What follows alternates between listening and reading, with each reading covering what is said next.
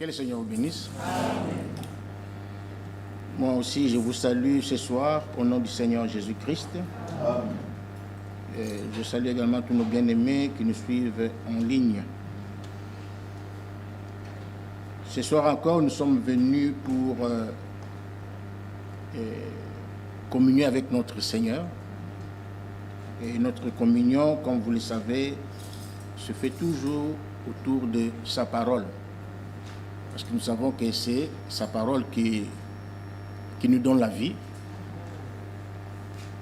Nous avons été créés par sa parole. Sa parole, quand elle vient, elle ne rentre pas à vide. Elle doit d'abord nous laisser des bénédictions, nous apporter un changement dans notre vie, nous aider à marcher correctement selon la volonté de notre Seigneur. Et comme le frère Bovic l'a dit tout à l'heure, la maison de Dieu est une maison de correction. Nous y venons pour que Dieu puisse nous apprendre comment nous devons vivre dans sa maison, comment est-ce que nous devons vivre dans notre propre vie, même dans nos propres maisons. Nous devons être en ordre partout. Alors, sans plus tarder, nous allons lire la parole du jour.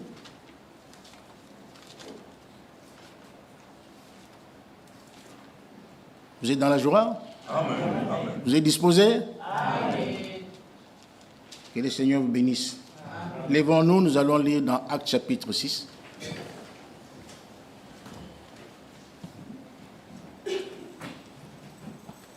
Actes chapitre 6.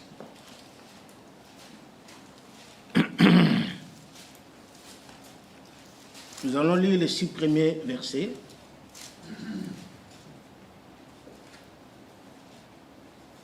En ce temps-là, le nombre de disciples augmentant, les hellénistes murmurèrent contre les Hébreux parce que leurs veuves étaient négligées dans la distribution qui se faisait chaque jour. Les 12 convoquèrent la multitude des disciples et dirent: il n'est pas convenable que nous laissions la parole de Dieu pour servir aux tables. C'est pourquoi, frères, choisissez parmi vous 7 hommes de qui l'on rende un bon témoignage, qui soit plein d'Esprit Saint et de sagesse, et que nous chargerons de cet emploi. Et nous continuerons à nous appliquer à la prière et au ministère de la parole. Cette proposition plut à toute l'assemblée. Ils élurent Étienne, homme plein de foi et d'esprit Saint, Philippe, Procore, Nicanor, Timon, Parménas et Nicolas, prosélyte d'Antioche. Ils les présentèrent aux apôtres qui, après avoir prié, leur imposèrent les mains. Amen. Amen. Prions. Bien-aimé Père Céleste, nous te disons merci ce soir pour ce rassemblement. Toi, quand tu rassembles ton peuple, c'est pour lui parler. Nous te prions de nous parler ce soir, de nous bénir par ta présence, au nom du Seigneur Jésus-Christ. Amen. Vous pouvez vous asseoir. Que le Seigneur bénisse la parole que nous avons lue et qu'il bénisse aussi chacun de nous ce soir. Ce soir, nous allons commencer, comme je l'avais promis, nous allons, à partir de ce soir, voir la souveraineté de l'Assemblée locale. Parce que l'Assemblée locale, elle est souveraine. Nous avons déjà parlé, ou plutôt je vais dire en termes d'église, il y a 2 sortes d'églises, nous l'avons déjà vu. Il y a l'église universelle et il y a aussi l'église locale. L'église universelle, nous l'avons déjà expliqué, c'est l'Église que Jésus-Christ a lui-même fondée. C'est l'Église dont il est question dans Matthieu chapitre 18, où le Seigneur dit, Matthieu chapitre 18, non, Matthieu chapitre 16, au verset 18, il dit, « Et moi, je t'ai dit que tu es Pierre, et que sur ces rocs, je bâtirai mon église. Et les portes du séjour des morts ne prévaudront point contre elle. » Il dit, « Je bâtirai mon église. » C'est l'église du Seigneur Jésus-Christ. Il ne l'a pas fondée avec quelqu'un d'autre, mais c'est lui-même qui l'a fondée. C'est lui-même qui l'a créée. C'est une église qu'on ne peut pas voir avec nos yeux mécaniques. C'est une église qui est composée des véritables enfants des dieux élus dès avant la fondation du monde. Dans cette église, on n'y entre que par le baptême du Saint-Esprit. Si tu n'es pas encore baptisé du Saint-Esprit, donc sache que tu n'es pas encore membre de cette église-là.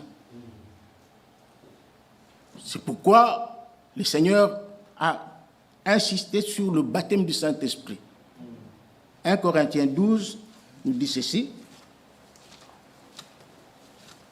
Donc pour devenir membre de cette église, c'est l'église qu'on appelle le corps mystique de Jésus-Christ.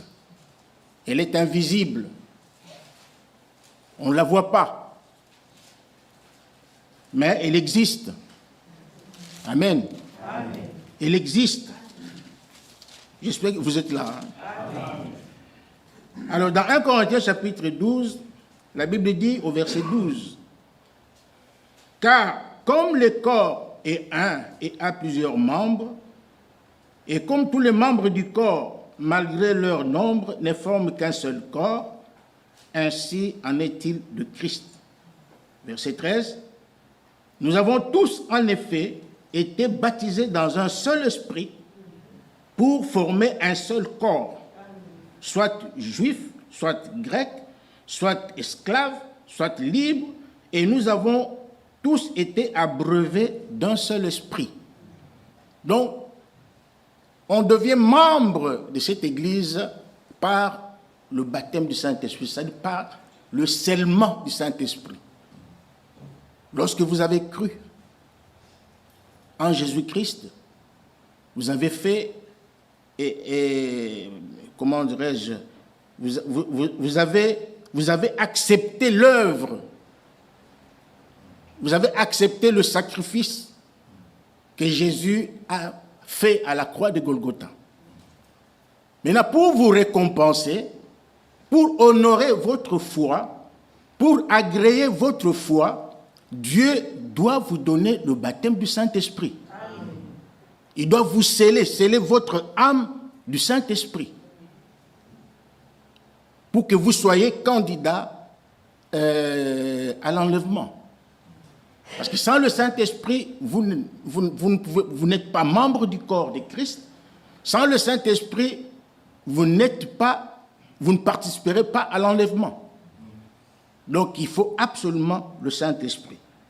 Et lorsque vous êtes dans ce corps-là, du Saint-Esprit, c'est fini. C'est fini, le diable ne vous aura plus jamais. Parce que vous êtes scellés, vous êtes dans le corps, vous êtes cachés en Christ. Vous êtes là, dans une boîte qu'on ne peut pas ouvrir pour que vous sortiez. Donc, vous restez là jusqu'au jour de la rédemption. Vous pouvez attrister le Saint-Esprit par votre mauvais comportement, mais en tant qu'enfant de Dieu, étant déjà dans ce corps-là, Dieu vous conduira à la réparation pour revenir sur le droit chemin. Parce qu'il n'est pas dit que celui qui a le Saint-Esprit ne peut pas commettre des erreurs, des fautes. Non. C'est un homme, mais il peut commettre des erreurs. Mais le Saint-Esprit en lui le convaincra du péché. Amen. Il le convaincra du péché et il va revenir à la raison. Mais ce qui est important, c'est de chercher le Saint-Esprit. Il faut vraiment le chercher et l'avoir. Celui qui cherche, trouve. Il faut vraiment chercher le Saint-Esprit et l'avoir parce qu'il est vraiment important. Ça, c'est l'Église universelle qu'on ne peut pas voir. L'Église que Jésus-Christ lui-même a fondée. Mais cette Église universelle, comme nous l'avons toujours, est représentée dans chaque ville par une Église qu'on appelle Église locale, assemblée locale, comme nous sommes là ce soir. Nous sommes une assemblée, nous sommes l'assemblée locale de Bruxelles. Nous sommes une Église locale. Et parmi nous, il y a 3 sortes de croyants. Il y a les vrais croyants. Par contre, dans l'Église universelle, dans le corps de Christ, il n'y a que de vrais croyants. Il n'y a que des vrais élus qui ne seront jamais, jamais, jamais perdus. Alors, ces élus-là aussi font partie de l'Église, ils sont aussi dans l'Église locale. Mélangés avec les soi-disant croyants. Non seulement les soi-disant, il y a aussi des incrédules qui sont aussi dans cette assemblée locale. Vous voyez, c'est pourquoi il y a toujours des problèmes, des difficultés. Il y a toujours comment dirais-je, des secousses, des tribulations, des problèmes, tout ça, ça ne va pas, là, allez. Donc, pourquoi? Parce que nous sommes mélangés. Il y a les vrais chrétiens, les élus de Dieu, et il y a aussi de faux croyants, des demi-croyants et des incrédules. Il y en a pas, même dans l'église de Jésus-Christ, ils étaient là. Ils étaient là. Il y avait ces trois groupes. Ils étaient là dans l'église de Jésus-Christ. Vous voyez? Mais ceux qui ont reçu le Saint-Esprit le jour de la Pentecôte, c'est seulement les élus de Dieu. C'est seulement eux qui avaient reçu le baptême du Saint-Esprit, le jour de la Pentecôte. Mais il y avait aussi des croyants. Il y a aussi des faux frères dans l'église locale. Donc, tant que nous sommes encore sur la terre, il y aura toujours des problèmes, des difficultés, il y en aura toujours. Donc, c'est un combat, c'est une difficulté, donc nous combattons tous les jours, jusqu'à ce que l'enlèvement aura lieu. Vous voyez? Donc, l'église locale, comme nous sommes là, nous avons déjà montré que Dieu place toujours dans chaque église locale son serviteur qu'il utilise comme berger pour conduire son troupeau. Pas son troupeau à lui berger, mais les troupeaux du Seigneur.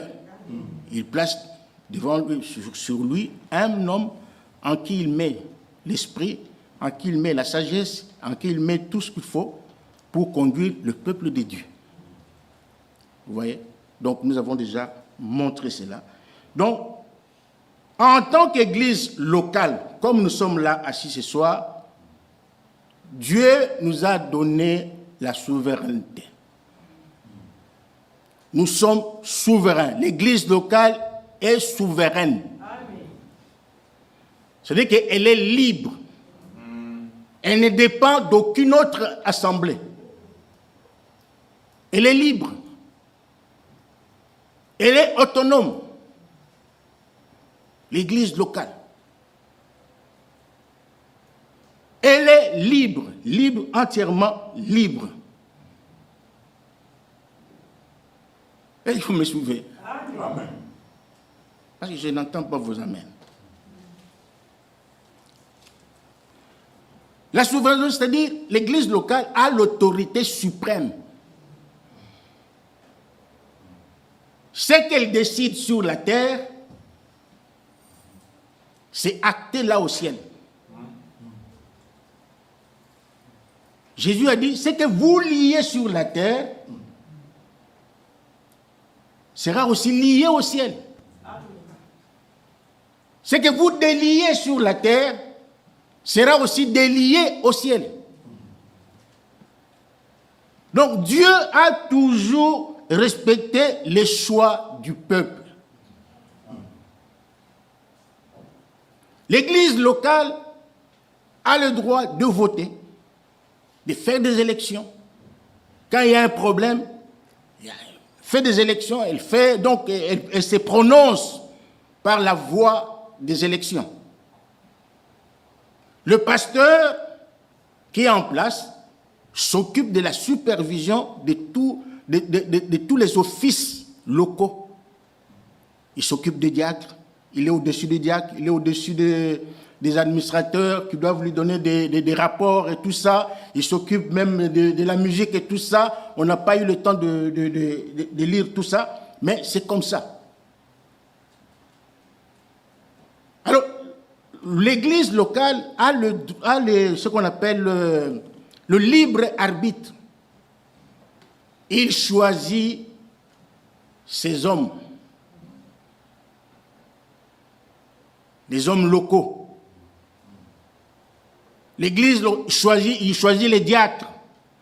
Les anciens sont établis par le Saint-Esprit, par la voix de ses serviteurs, des hommes de Dieu, des ministres. Éphésiens 4, 11.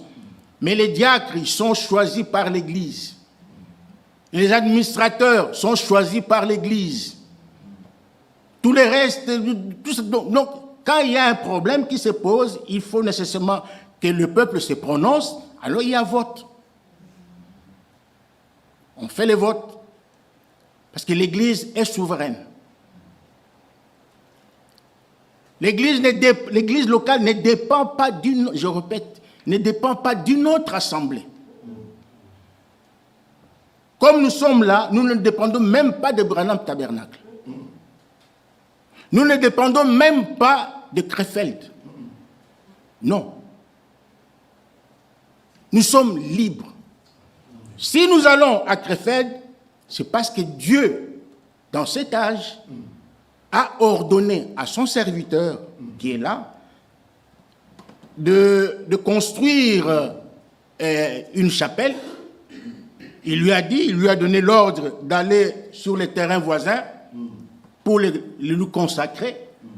Il est allé, je ne vais pas aller dans les détails, vous connaissez le témoignage, il a acheté le terrain sur l'ordre divin. Il a acheté le terrain, il en a construit une chapelle. Et puis l'ordre était donné que les gens viendront du monde entier pour dormir ici, adorer, des choses comme ça. C'est pourquoi nous y allons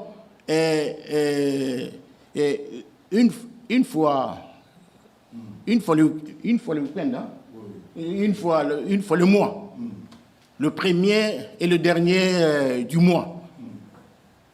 En dehors de ça, nous ne dépendons pas de l'église de Krefeld. Ne soyons pas des fanatiques. Disons les choses clairement. Parce que l'église, en dehors des week-ends que nous appelons week-end de Zurich, week-end de Krefeld, Krefeld, c'est une église locale.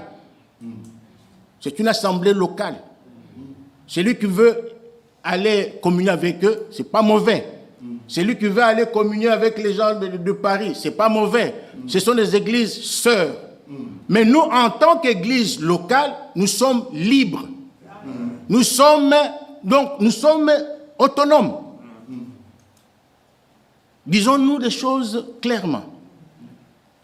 Dans ton église locale, c'est là où tu vas donner ta dîme. Où tu vas payer ta dîme. Pour revenir un peu à... Donc c'est dans ton église locale que tu dois payer ta dîme. Ton église locale, tu dois la soutenir par ta présence régulière, par la prière, prier pour l'Église, prier pour les serviteurs de Dieu qui œuvrent en son sein. Il faut soutenir l'Église locale par ses offrandes et ses dîmes. Ça, c'est la volonté de Dieu qui nous a été révélée en cet âge. Vous voyez? On ne doit pas critiquer l'Église locale. On ne doit pas la rejeter. Elle doit bénéficier de vos services, de vos dons. Respectez les hommes de Dieu qui y travaillent. Respectez le culte, comme nous l'avons montré la semaine passée. Respectez les cultes. Évitez les absences. Évitez les retards. Tout ça, c'est pour honorer l'œuvre de Dieu. Si vous êtes membre effectif de cette assemblée, vous devez remplir toutes les exigences que Dieu a données. C'est vraiment important. Que Dieu réclame. Alors, en tant qu'église locale, nous avons dit, donc l'église locale est souveraine. Elle est libre. Et la souveraineté de l'église n'a pas commencé dans le Nouveau Testament, mais elle a commencé dans l'Ancien Testament. Et je vous dis déjà en passant que l'église locale, lorsqu'elle décide quelque chose, Dieu l'accepte. Mais l'église peut aussi faire un mauvais choix. L'église peut faire un bon choix, que Dieu acte là au ciel. La même église peut aussi faire un mauvais choix.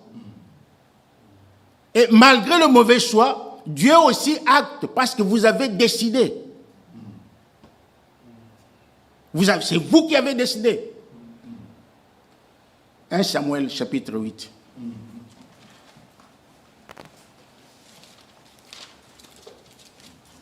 « 1 Samuel, chapitre 8.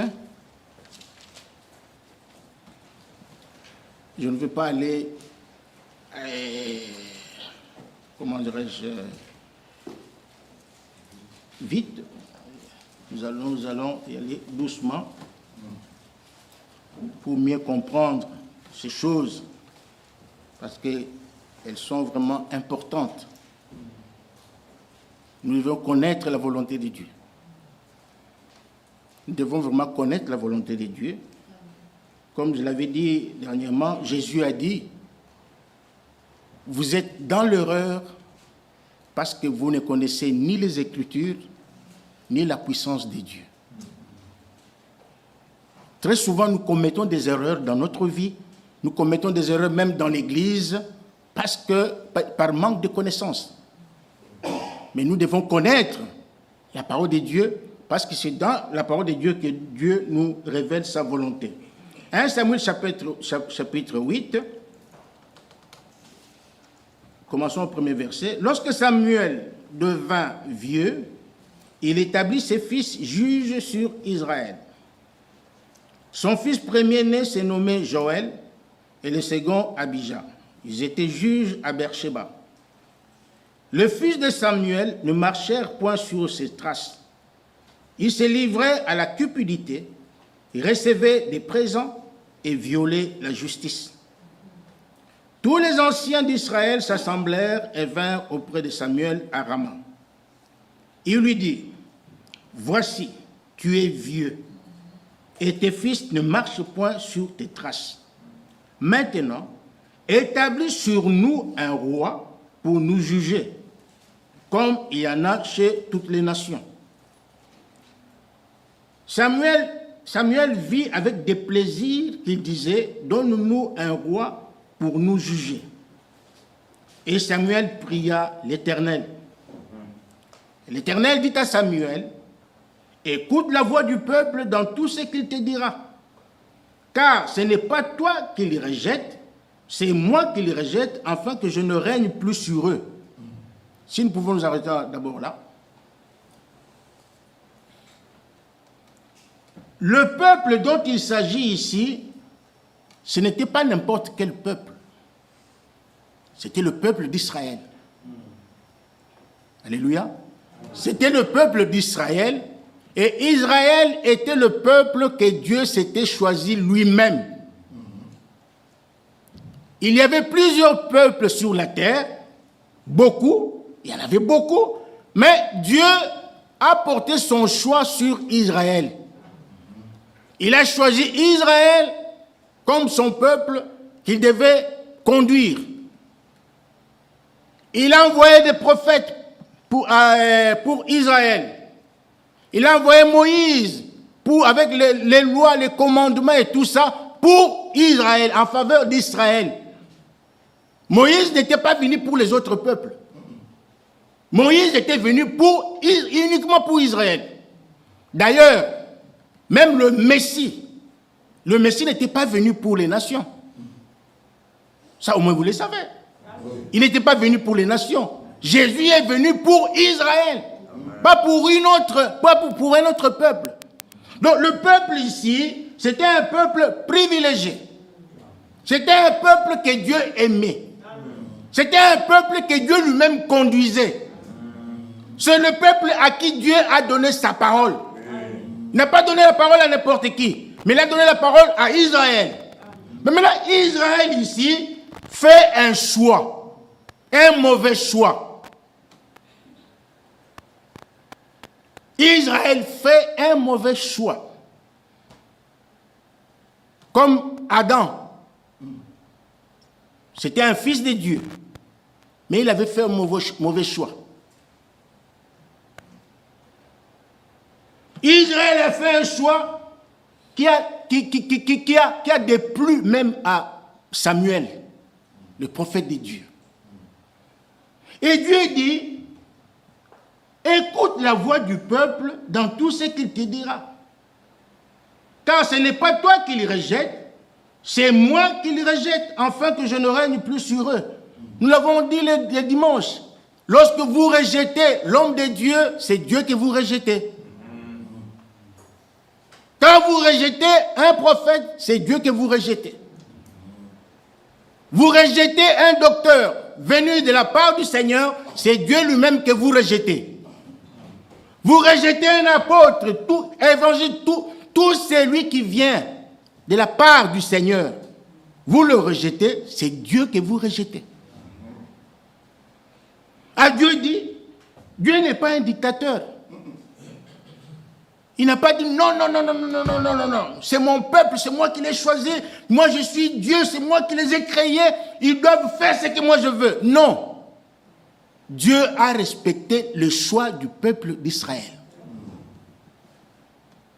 Il a dit à Moïse, écoute la voix du peuple dans tout ce qu'il te dira. Écoute.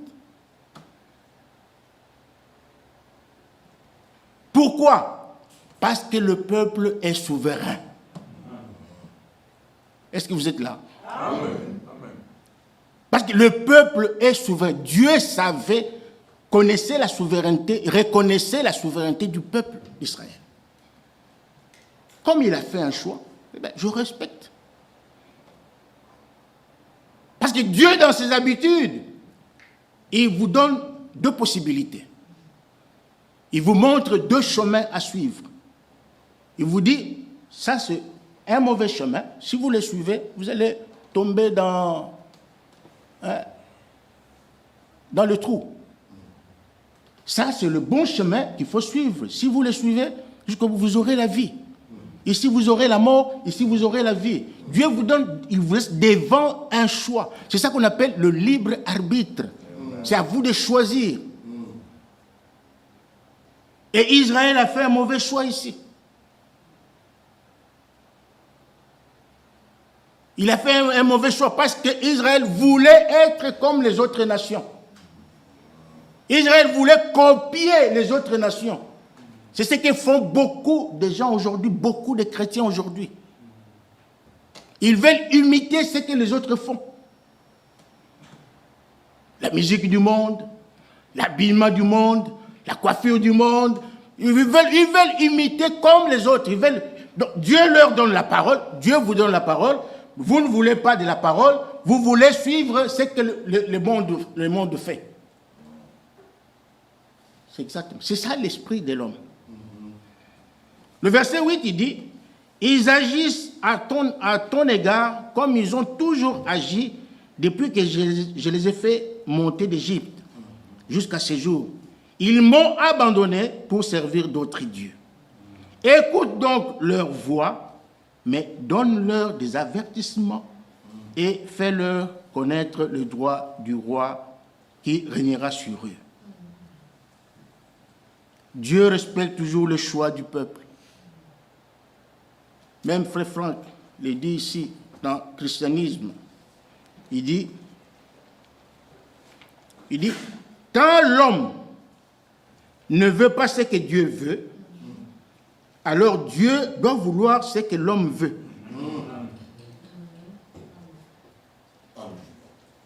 Dieu te dit, prends cette direction. Toi, tu commences à raisonner, ah, mais non, ça, mais non, je ne saurais pas, ça, non, ça, c'est pas bon. Il insiste, va, prends cette direction, il y a la vie. Toi, tu discutes, tu dis, non, moi, je veux aller comme ça. Tu raisonnes, tu veux faire ce que toi, tu veux. Alors, Dieu te laisse. Il te laisse. Parce que dans la nature de Dieu, il y a ce qu'on appelle, donc il y a, comment dirais-je, le terme m'échappe, mais il donne toujours des avertissements. Dieu avertit toujours. Si tu es son enfant, il t'avertit. Il t'avertit. Et un vrai enfant de Dieu doit accepter les avertissements divins.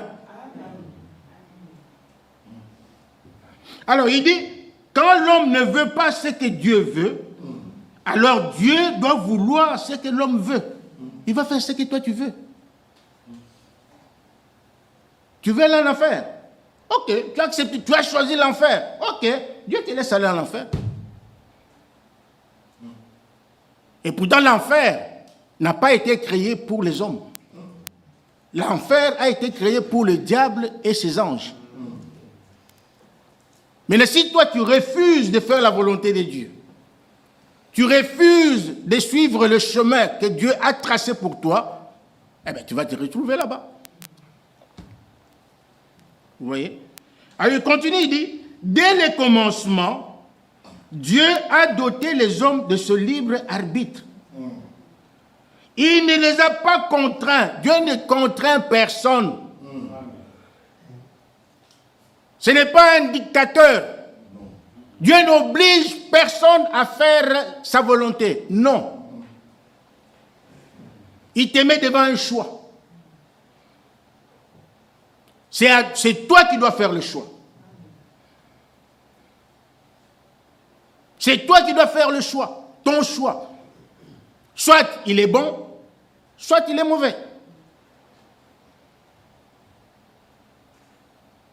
C'est ce qui s'est passé dans le jardin d'Éden. Ils étaient déjà avertis.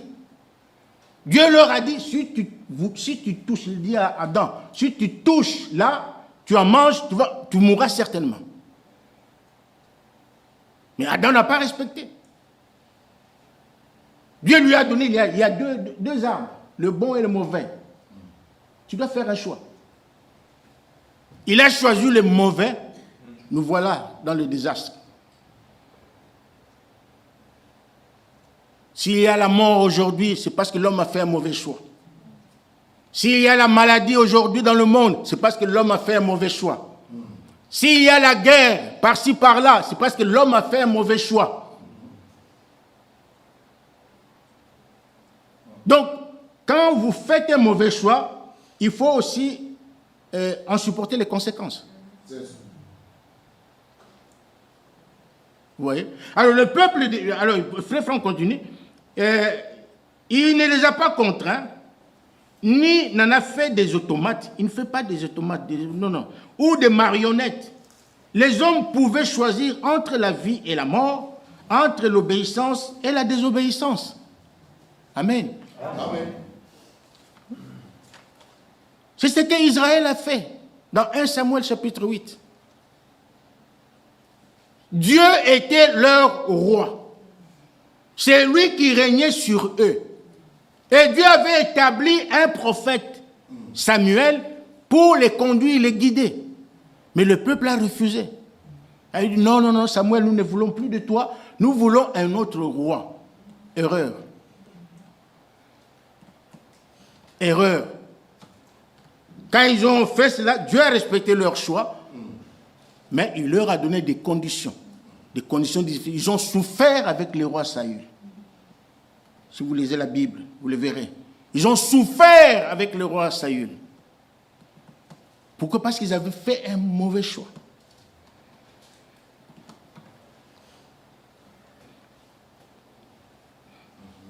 Si nous lisons un peu, continuons à lire un peu dans 1 Samuel chapitre 8, là, lisons verset 19. Le peuple refusa d'écouter la voix de Samuel. Non, dirent-ils, mais il y aura un roi sur nous. Ils ont continué à insister. Et nous aussi, nous serons comme toutes les nations. Notre roi nous jugera, il marchera à notre tête et conduira nos guerres. Samuel, après avoir entendu toutes ces paroles, les paroles du peuple, le redit aux oreilles de l'Éternel. Et l'Éternel dit à Samuel, écoute leur voix et établis un roi sur eux. Et Samuel dit aux hommes d'Israël, allez-vous-en chacun dans sa ville. Cet homme qui était le choix du peuple, malgré le mauvais choix du peuple, mais Dieu, comme il est fidèle à sa parole, il a utilisé cet homme Saül. Il l'a utilisé puissamment. Il a fait de grandes choses dans la vie de Saül. Dans Samuel chapitre 1, Samuel chapitre 10, nous allons lire quelques versets. Nous sommes en train de placer les bases sur ce que nous allons dire tous les jours qui viennent. 1 Samuel chapitre 10, le verset 6. L'Esprit de l'Éternel te saisira. Ça, c'est le prophète Samuel qui est en train de s'adresser à Saül. L'Esprit de l'Éternel te saisira. Tu prophétiseras avec eux et tu seras changé en un autre homme. Alors qu'il était le mauvais choix du peuple. Dieu n'a pas approuvé les choix du peuple. Mais néanmoins, l'Esprit de l'Éternel était sur Saül. Est-ce que vous me suivez? L'Esprit de l'Éternel était sur Saül. Et il a même prophétisé. L'Esprit de l'Éternel te saisira. Tu prophétiseras avec eux et tu seras changé en un autre homme. Lorsque ces signes auront eu pour toi leur accomplissement, fais ce que tu trouveras à faire, car Dieu est avec toi. Donc Dieu était malgré cela avec cet homme, qui était le mauvais choix du peuple. Puis tu descendras avant moi à Gilgal, et voici je descendrai vers toi pour offrir des holocaustes et des sacrifices d'action de grâce. Tu attendras 7 jours jusqu'à ce que j'arrive auprès de toi et que je te dise ce que tu dois faire. Dès que Saül eut tourné le dos pour se séparer de Samuel, Dieu lui donna un autre cœur et tous ces signes s'accomplirent le même jour. Lorsqu'ils arrivèrent à Gilbéa, voici une troupe de prophètes vint à sa rencontre. L'Esprit de Dieu les saisit et il prophétisa au milieu d'eux. Vous voyez? Il prophétisa au milieu. Verset 11. Tous ceux qu'il avait connus auparavant virent qu'il prophétisait avec les prophètes et l'on se disait l'un à l'autre dans le peuple, qu'est-il arrivé au fils de Kis, Saül est-il aussi parmi les prophètes? Donc, ce que nous voulons savoir aujourd'hui, c'est que Dieu respecte le choix de l'homme. Dieu respecte le choix du peuple. Dieu respecte aussi le choix de l'Église. C'est pourquoi lorsqu'il faut choisir, il faut beaucoup prier. Pour que notre choix soit bon. Bientôt, nous allons choisir les diacres. Il faut savoir connaître la parole de Dieu avant de faire son choix. Connaître la volonté de Dieu avant de faire le choix. C'est vraiment important. L'Église est souveraine. Si moi je pose ma candidature comme diacre et que je ne remplis pas les conditions bibliques d'un diacre, vous me votez, alors là, vous vous en prendrez à vous-même. Vous vous en prendrez à vous-même, comme ce fut le cas avec le peuple d'Israël ici. Ils ont fait un mauvais choix. Ils ont choisi quelqu'un qui n'était pas dans la volonté de Dieu. Dieu a respecté leur choix, mais il leur a donné des conditions. Ce roi-là aura droit à ceci, aura droit à cela. Si vous lisez la Bible, vous le verrez. Et quelque part, si vous lisez bien la Bible, quelque part, Dieu dit, ne venez plus me voir pour ça. Parce que c'était votre choix. C'est pourquoi lorsque vous choisissez les diacres, vous choisissez je ne sais pas, les administrateurs et tout ça, vous devez être conséquent. Vous devez vraiment vous réfléchir.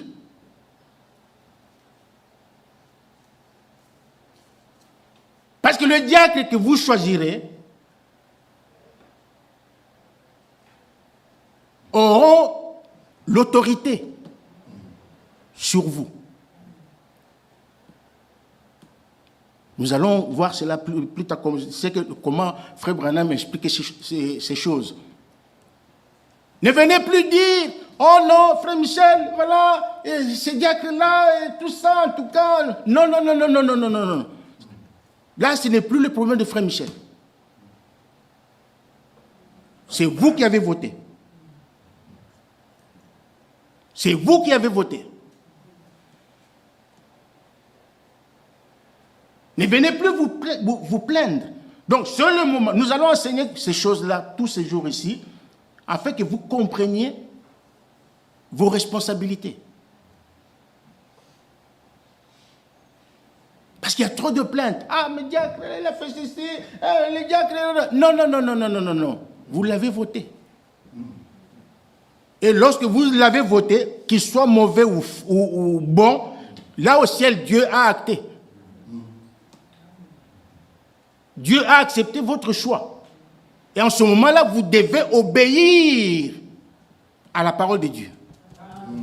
Vous devez respecter tout ce qui est dit de diacre. S'il vous dit, quittez là-bas, allez là-bas, vous devez obéir. Il a l'autorité, c'est toi par ton vote que tu lui as donné l'autorité, cette autorité-là. Le peuple, même dans le Nouveau Testament, a aussi commis une erreur. Parce que le peuple est souverain. Un jour, Ponce Pilate présente Barabbas et Jésus. Il pose la question au peuple.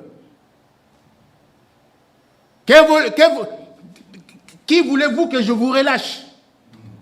Barabbas ou Jésus? Le peuple a crié, Barabbas, Barabbas. Mais que ferais-je de Jésus qu'on appelle Christ? Le peuple a crié, qu'il soit crucifié, qu'il soit crucifié. Erreur. Erreur. Et lorsqu'ils ont commis cette erreur, ils ont payé cher. Ils ont payé, vous connaissez l'histoire. En l'an 70 ou 70, avec l'empereur romain Titus, l'armée romaine est venue massacrer le peuple d'Israël. Tous ceux qui étaient avertis avaient déjà fui, sont partis ailleurs, dans la dispersion. C'est comme ça qu'ils se sont même retrouvés sous l'autorité de Hitler en Allemagne. D'autres sous Staline et ainsi de suite. Mais ceux qui étaient restés, qui n'étaient pas avertis, l'histoire nous dit que ce jour-là, en Israël, le sang du peuple, des gens qui avaient été tués, avait coulé comme une rivière. Comme une rivière. On a pas mal massacré les gens. On n'avait pas pitié de qui que ce soit, bébés, nourrissons et tout ça. Non, massacré. Pourquoi? Parce qu'ils avaient rejeté le Messie. Le Messie qui était la volonté de Dieu. Ils l'ont rejeté. Et ils avaient eu même l'audace de dire à Pilate que son sang retombe sur nous. En disant cela, ils avaient arrêté, ils avaient décidé leur arrêt de mort, leur condamnation.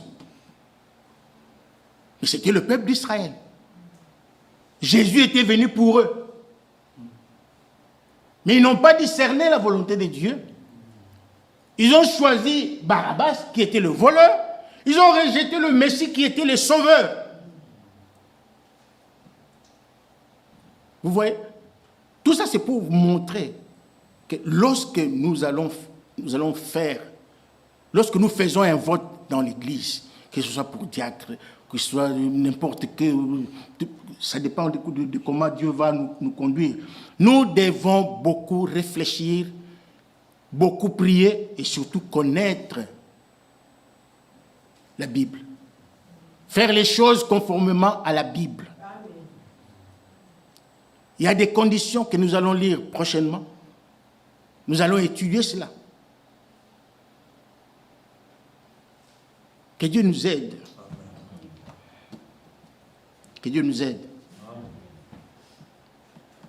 Parce qu'il y a la volonté permissive. Il y a aussi la volonté parfaite de Dieu.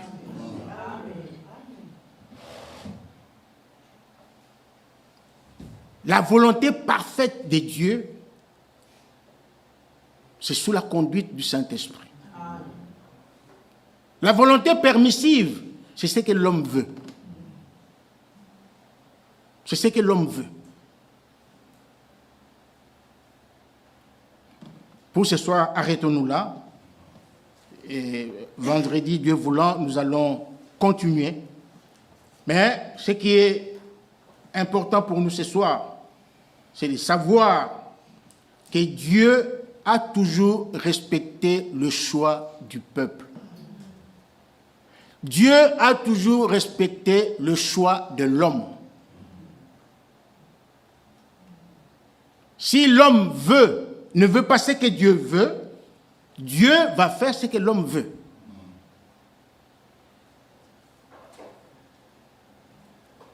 Celui que tu vas choisir devant Dieu, c'est, comment on appelle ça? Acté. C'est pourquoi on nous a toujours exhorté, nous devons beaucoup réfléchir avant de faire quoi que ce soit. Nous devons beaucoup réfléchir avant de dire quoi que ce soit. Nous sommes les enfants de Dieu. Nous sommes censés être conduits par le Saint-Esprit. Amen. Romains 8, 14 dit que car tous ceux qui sont enfants de tous ceux qui sont conduits par le Saint-Esprit sont fils de Dieu. Amen. Les fils de Dieu, les enfants de Dieu sont conduits par le Saint-Esprit.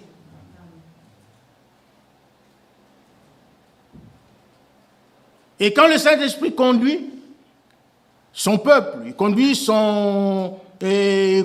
un enfant de Dieu, c'est dans toute la vérité. La conduite du Saint-Esprit, c'est dans toute la vérité. Il ne peut pas te conduire ailleurs. Il ne peut pas te conduire dans les erreurs. Donc, voilà ce que je pouvais vous dire. Il y a d'autres choses là, mais nous allons continuer le vendredi. Ce soir, c'était... Nous jetons les bases. Nous avons jeté les bases. Nous commençons aujourd'hui à parler de la souveraineté de l'Église. L'Église est souveraine.